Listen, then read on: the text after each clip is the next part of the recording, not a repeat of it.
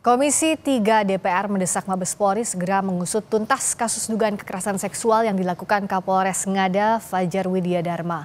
Anggota Komisi 3 DPR Rudianto Lalo menyebut kasus tersebut telah sangat mencoreng citra kepolisian sehingga selain diproses secara etik, proses pidana juga harus berlanjut.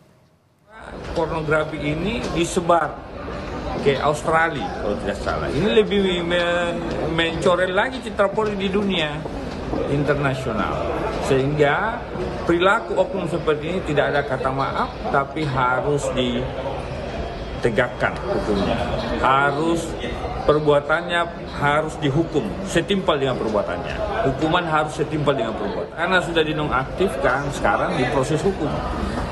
Sudah diproses hukum, kasih hukuman pemberhentian, pemecatan, lalu kemudian dipidanakan untuk diminta pertanggungjawabannya. Kapolres Ngada nonaktif AKBP Fajar Widya Dharma Lukman tersangkut kasus pencabulan 3 anak di bawah umur. Ada apa dengan Polri kita? Mengapa seorang perwira menengah Polri bisa melakukan kejahatan seperti ini? Kita ulas bersama Guru Besar Perguruan Tinggi Ilmu Kepolisian PTIK Albertus Wahyu Rudanto. Selamat malam Pak Wahyu. Selamat malam Mbak Priska. Ini perbuatan yang bukan hanya memalukan tapi sangat keji. Apa yang Anda lihat, apa semestinya yang dilakukan segera oleh Polri? Tentu tindakan tegas, tapi kan sampai sekarang juga statusnya belum jadi tersangka, masih diperiksa. Iya, terima kasih Mbak Priska. Kebetulan ini ya, si Fajar Lukman ini mahasiswa saya dulu di PTIK. Oh ya? Iya, ketika proses pendidikan dia tidak menunjukkan gejala-gejala perilaku menyimpang, tetapi kan sekarang sudah ada bukti-bukti faktual yang nggak bisa dibantah lagi. Ya. Soal narkoba sudah nggak bisa dibantah lagi. Kemudian soal tindakan seksual perilaku menyimpang ini juga sudah ada banyak buktinya. Oleh Mabes Polri sudah dinonaktifkan. Menurut saya dan pengalaman yang saya lihat selama saya 25 tahun jadi dosen di PTIK, itu kejadian perilaku menyimpang ini nggak hanya pada kasus Fajar, ada beberapa kasus yang sama yang tidak terdeteksi pada waktu dia di pendidikan. Ya. Sehingga menurut saya yang terjadi sekarang ini kan sudah pasti mencederai apa stigma organisasi, Ya. karena organisasi menjadi buruk ya, sehingga langkah-langkah yang dilakukan tadi betul banyak statement mengenai penegakan hukum, tapi yang kedua juga harus membuat malu dia dengan sesegera mungkin setelah di PTDH langsung diputuskan saja PTDH, nggak perlu lama-lama, karena Ya. sidang etik itu nggak bisa dilakukan 1 hari pun bisa karena sudah faktanya jelas. Yang kemudian proses pidana ini yang nyidik kan internal Polri sendiri. Ya. Juga nggak perlu lama-lama. Kalau perlu nggak sampai 1 minggu sudah diputus. Langsung dilimpahkan ke jaksa, pengadilan terbuka. Karena apa? Membuat dia malu itu setidaknya akan berimbas, pertama membuat orang yang akan melakukan sama jera.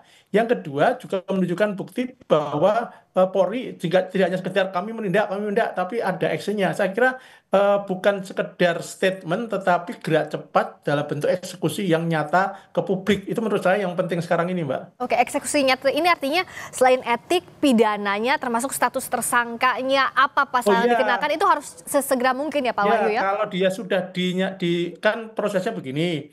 Ini sekarang kan sudah sidang kode etik informasi yang saya peroleh. Ya. Katakanlah 1-2 hari ini diputus, karena pengalaman yang beberapa waktu yang lalu sidang kode etik pun dilakukan hari Sabtu juga bisa, 1 minggu, artinya hari libur juga bisa dilakukan sidang kode etik karena ini internal polisi. Apalagi ini kan urgent menyangkut nama baik Polri, apalagi sudah mendunia kan. Awal mulanya informasinya kan dari Australia dulu, baru tersebar di medsos. Nah, kalau sudah kode etik kemudian kan langkah pidana tentu ada penyidikan. Begitu penyidikan dan sudah ada bukti jelas tersangka, tidak perlu lama-lama, langsung dimasukkan ke tahap pertama ke jaksa, kemudian langsung tahap kedua ke pengadilan. Kita kan ini antara Polri dan jaksa kan juga ada komunikasi sesegera mungkin, karena ini bukan hanya citra organisasi dan ini cerita institusi Polri, tapi juga citra negara. Bayangkan dia ini Kapolres, sudah Ya. 2 kali menjabat Kapolres, berarti secara performa penilaian dari lembaga dia kan dinilai bagus karena 2 kali Kapolres. Iya. Ya, sehingga kalau ini kejadian dan terbukti benar karena bukti-bukti sudah tidak bisa dihindari lagi, ya segera saja dibuka ke publik.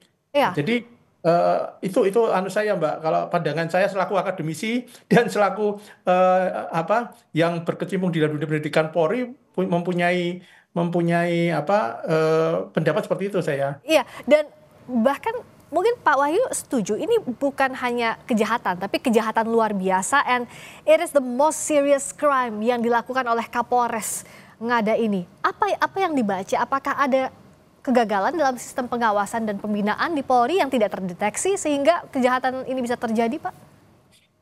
Kalau kegagalan kita berarti menggeneralisir semua masalah. Tetapi ini bukti bahwa ada yang enggak apa, ada sesuatu yang harus dibenahi di dalam proses pembinaan sumber daya manusia. Apa Pak misalnya kalau dari sisi akademisi yang harus Nah, dibina? saya melihat begini, kebetulan si Fajar ini ya, Fajar Lukman ini kan alumni Akpol. Sehingga ketika masuk ke polisi, itu prosesnya sudah sangat ketat. Ya, Kemudian karena prestasinya, dia bisa pendidikan di PTIK. Dari PTIK, dia kemudian menempati penempatan di wilayah lalu ikut Sespim. Setelah Sespim, kemudian dia jadi Kapolres. Jadi berarti kan proses pembinaan karir dia ini dinilai bagus kan. ya, Setelah jadi Kapolres lagi. Tapi kok melakukan ini berarti kan ada miss dalam proses pemantauan personil, itu kita terlalu hanya melihat pada awal saja ya, dan pada hal-hal yang sudah terjadi baru terkaget-kaget.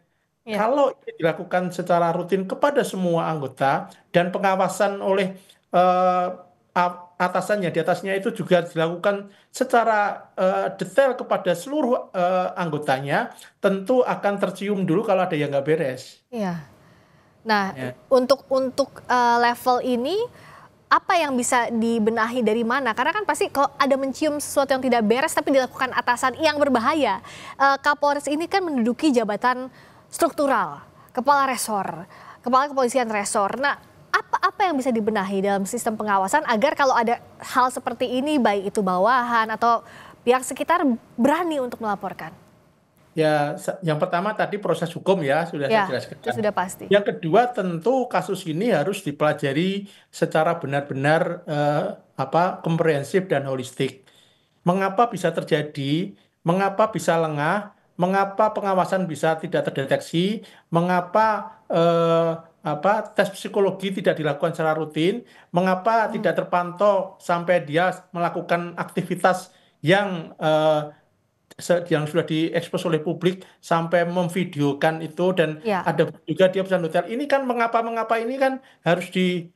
dijadikan bahan kajian, Mbak. Ya, Saya sebagai orang kampus dan kampusnya di polisi melihat bahwa banyak pertanyaan-pertanyaan yang terjadi pada apa mantan Kapolres ini pada Fajar ini untuk ini bisa dibaca sebagai fakta-fakta empirik yang harus punya nanti kita kaji secara akademik sehingga kita punya di mana lubang-lubangnya. Lubang-lubang itu harus diperbaiki ya. karena bisa saja terjadi pada orang lain. Ya, dan terakhir selain Fajar, kita harus juga menelisik siapa polisi harus menelisik juga siapa saja yang terlibat termasuk juga kasus dugaan tindak pidana perdagangan orang itu ya, Pak.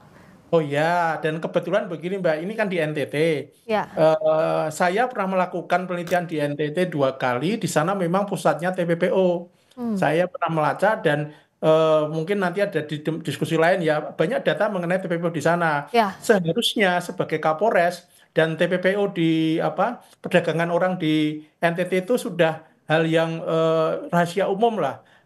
Dan itu polisi pasti sudah tahu. Harusnya kan dia mencegah bukan jadi pelaku. langkah-langkah preventif dan preemptif. Ya, Tetapi justru yang terjadi cuma malah ini kalau kita lihat kan ada keterlibatan. Jadi artinya tadi banyak pertanyaan mengapa-mengapa ya. tadi harus bisa terjawab semua dan itu harus dikaji kemudian ada follow up yang lebih detail untuk agar tidak terjadi lagi. Ya, Ya, betul. Follow up-nya termasuk juga sanksi tegasnya harus segera. oh, jelas, Prosesnya jelas ya. etik pidana ini harus segera, harus transparan Ya, karena publik sudah marah tentunya dengan perbuatan keji yang ya. dilakukan oleh Karena level Kapolres. kesegeraan itu, Mbak, Ya, kesegeraan itu setidaknya akan meredam apa yang sekarang menjadi kegalauan publik. ya. Jadi dia harus siap dengan kesegeraan itu. Ya, kesegeraan harus dilakukan Polri dalam menyidik kasus ini dan transparan kepada publik. Terima kasih Pak Wahyu Albertus Wahyu Rudanto, Guru Besar Perguruan Tinggi Ilmu Kepolisian PT IKA. Selamat malam. Selamat malam, ya. Terima kasih.